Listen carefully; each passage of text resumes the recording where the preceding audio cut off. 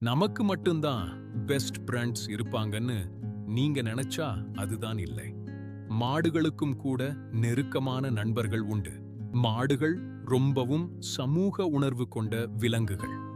ஒரு கூட்டத்தில் இருக்கிற மத்த மாடுகளை விட ஒரு குறிப்பிட்ட மாடு கூட அதுங்க ரொம்ப ஆழமான நட்பை உருவாக்கிக்கும். அதுங்க எப்பவுமே ஒன்னா இருக்கத்தான் ஆசைப்படும்.